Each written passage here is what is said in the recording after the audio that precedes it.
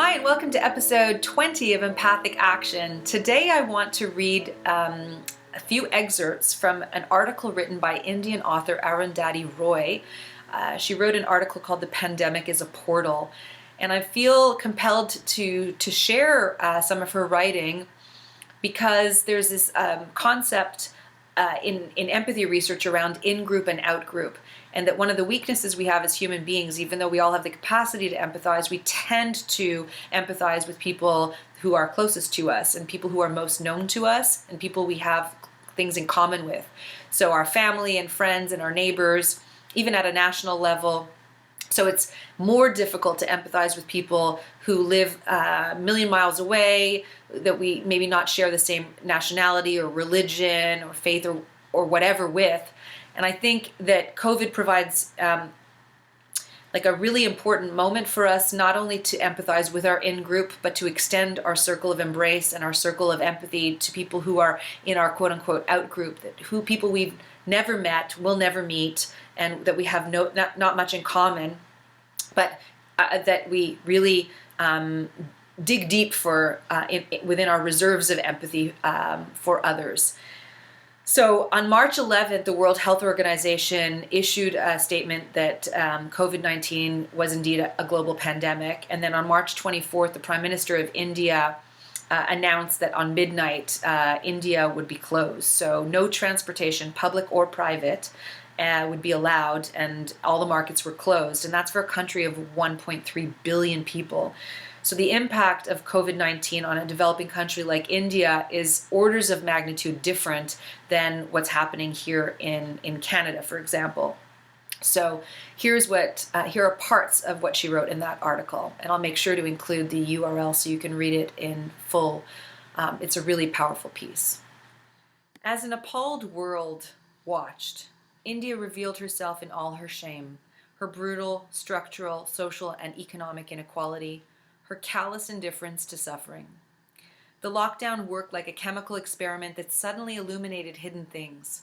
As shops, restaurants, factories, and the construction industry shut down, as the wealthy and the middle classes enclosed themselves in gated colonies, our towns and megacities began to extrude their working class citizens, their migrant workers, like so much unwanted accrual. Many driven out by their employers and landlords, millions of impoverished, hungry, thirsty people, young and old, women, men, children, sick people, blind people, disabled people, with nowhere else to go, with no public transport in sight, began a long march home to their villages. They walked for days towards Badun, Agra, Azamgarh, Aligarh, Lucknow, Gorakhpur, hundreds of kilometers away. Some died along the way. They knew they were going home, potentially to slow starvation. Perhaps they even knew they could be carrying the virus with them and would infect their families, their parents, and grandparents back home. But they desperately needed a shred of familiarity, shelter, and dignity, as well as food, if not love. As they walked, some were beaten brutally and humiliated by the police, who were charged with strictly enforcing the curfew. Young men were made to crouch and frog jump down the highway. Outside the town of Bareilly, one group was herded together and hosed down with chemical spray. A few days later, worried that the fleeing population would spread the virus to villages, the government sealed state borders, and even for walkers. People who had been walking for days were stopped and forced to return to camps in the cities they had just been forced to leave. Every one of the walking people I spoke to was worried about the virus, but it was less real, less present in their lives than looming unemployment, starvation, and the violence of the police.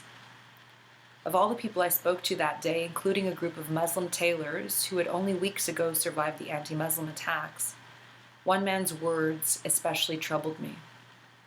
He was a carpenter called Ramjeet, who planned to walk all the way to Gorakhpur near the Nepal border. Maybe when Modi ji decided to do this, nobody told him about us. Maybe he doesn't know about us, he said. Us means approximately 460 million people.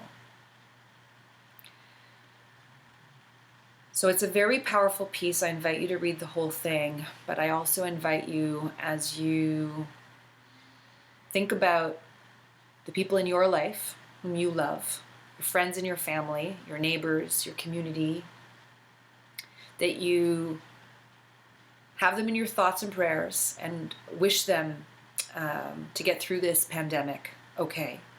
But also hold space for empathy for people that you've never met around the world who are facing really tragic circumstances as a result of this pandemic. Let's enlarge our circle of empathy to include the other, because we can do it. Have a great day, and I'll speak to you tomorrow.